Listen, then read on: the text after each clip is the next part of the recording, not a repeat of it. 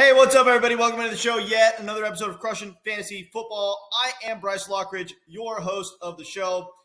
Guys, today I am going to be talking to you about players that are skyrocketing in my rankings. We've seen these guys come out and absolutely explode in the early season, and based on the trends that we're seeing as far as the volume they're getting and the efficiency that they've had, the situation in their offense, I have very good reason to believe that they're going to keep producing at an elite level. So they are skyrocketing in my rankings, and I am going to be giving you every single one of these players and talking to you about why I think they're going to continue their awesome production.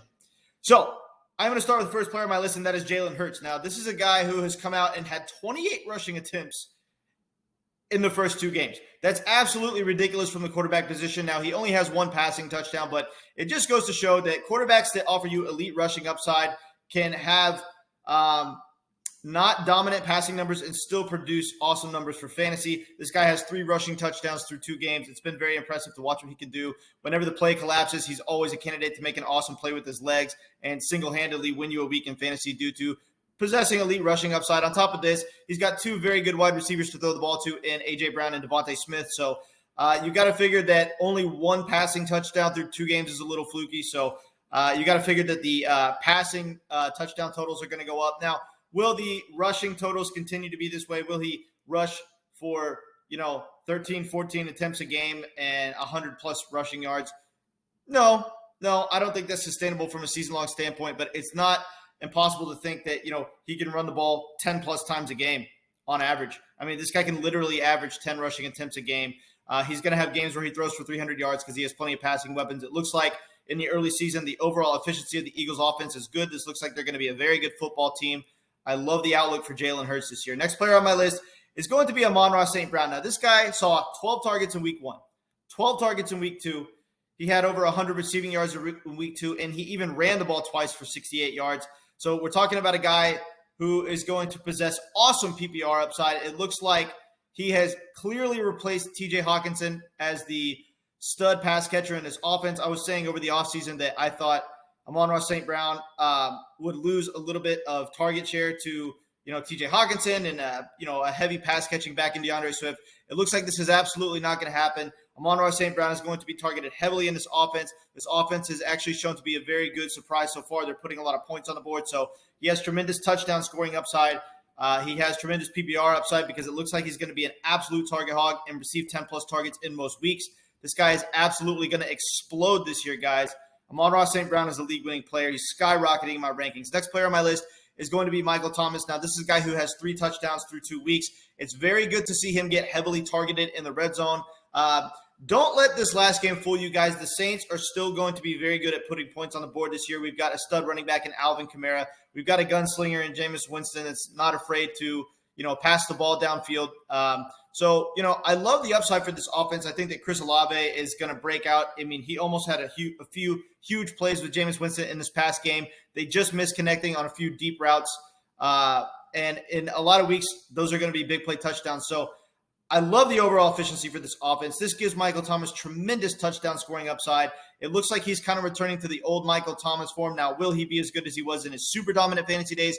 I don't think so. But odds are you got this guy in like the 5th round of the draft. So he's going to provide tremendous value for you this season. I love the volume that he's seen so far. 8 targets in the first game, 9 targets in the second game. This dude's getting targeted heavily. He's kind of Jameis Winston's safety valve. Whenever a play collapses, he's looking for Michael Thomas to be that reliable guy that can convert and get the team a first down. I love his upside this year. And he's absolutely skyrocketing in my rankings. I love Michael Thomas. Next player on my list is going to be Saquon Barkley. Now, Saquon Barkley had a massive week 1, a little bit of a disappointing performance in week 2. But what I love from Saquon is he's seen 11 targets out of the backfield in the first 2 games. This guy is being used heavily in the passing game. This reminds me very much of first-year Saquon, where he's being used as an absolute weapon in both the passing game and the running game. He's had 38 rushing attempts through 2 games, so the rushing attempts are high. He's averaging almost 20 rushing attempts a game, which is what we wanted to see. The passing attempts are there. The efficiency has been awesome, especially in week 1. Slightly disappointing in week 2, but the volume was still there. And we know that this dude has pretty much the best big play ability of any running back in the NFL due to his combination of power and speed and ability to run right through people, ability to juke, ability to break tackles. The big play ability is always there for Saquon. and it looks like the overall efficiency of this offense might be a little bit of a question mark this year. But even if the offense isn't great, the ridiculous volume and efficiency is going to be there for Saquon all season long. The fact that they bolstered up the offensive line is helping Saquon significantly. As long as this dude can stay healthy and on the field, guys, he has the upside to be the running back one in fantasy. I love Saquon this year, and I'm excited to see what he can do. Next player on my list is going to be Lamar Jackson. Now, anybody that watched my bust video in the preseason, I was stupid enough to say that Lamar Jackson was going to be a bust this year.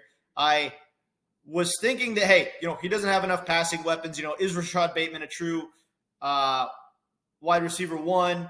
Are they going to be able to move the ball without Hollywood Brown in the offense to help stretch the field and create big plays?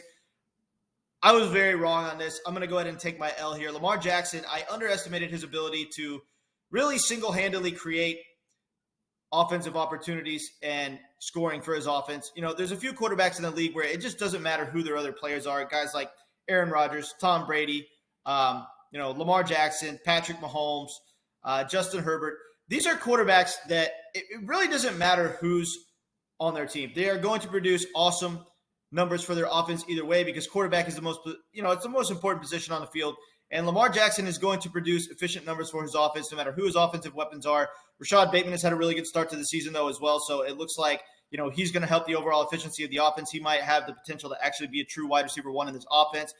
We still have Mark Andrews to help pass the ball. Lamar Jackson is obviously hands down the best rushing quarterback in the league. It's not even close. So he presents tremendous rushing upside, and it looks like this offense is going to have more passing weapons than we expected them to have. So, he's going to have weeks where he throws for over 300 yards as well. So this guy's skyrocketing my rankings. He's the quarterback one right now. Look for him to continue to produce awesome fantasy numbers. Next player on my list is going to be Nick Chubb. Now, guys, Nick Chubb is averaging 5.9 yards a carry in the early season.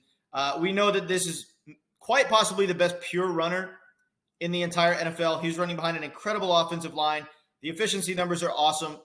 The only downside to Nick Chubb and why he wasn't taken in the first round like he was in most years is people figured out, hey, Kareem Hunt is going to cut into his PPR upside, and Kareem Hunt is going to take touchdowns away from him. That's still going to happen this year, but we've seen it. We saw it in this past week. He still has the ability to have tremendously high touchdown upside. This offense is so efficient with their running game that even if Kareem Hunt is cutting into Nick Chubb's overall touchdown totals, Nick Chubb still has the possibility to score 12 to 15 touchdowns this year in this offense. Heck, he scored 3 touchdowns in week 3. This dude still has a nose for the end zone. He's probably going to be hands down the most efficient runner in the entire NFL this year from a yards per carry standpoint. So the efficiency plus the ridiculously high touchdown upside, even with Kareem Hunt cutting into his touchdown totals, I still love Nick Chubb on the season. And, he's absolutely skyrocketing in my rankings. So I love this guy from a season-long standpoint. Next player on my list is going to be Michael Pittman Jr. Now, we saw in week 2 how important Michael Pittman Jr. is to this offense. Without Michael Pittman Jr. in the lineup, they were unable to move the ball. This is a very good sign, actually, because it just shows how pivotal of a piece Michael Pittman Jr. is for this offense. Week 1, he had 11 catches on 13 targets, 125-plus yards, a touchdown. This guy's going to be an absolute PPR monster this year. This is one of those guys that we know is going to come in and week out and have 10-plus targets every single week for his offense. He's obviously a key part of the offense because they look pretty terrible trying to move the ball without him. That means that Matt Ryan is going to continue to force feed Michael Pittman Jr. the ball down the field all season long. His average depth of target numbers are going to be good. He's going to be throwing the ball downfield. He could dominate from all levels of the field. He could dominate underneath. He could dominate downfield, over the middle of the field. Along the sidelines, he could be very versatile and just really catch the ball in any part of the field and provide tremendously high upside as far as a pass catcher. So I really like what Michael Pittman Jr. can do this season. His PPR upside is ridiculous, and he has the upside to quite possibly be a top 5 wide receiver in fantasy this year. So I really like the upside for Michael Pittman Jr. All right, guys, I appreciate you tuning into the video, and I will catch you later.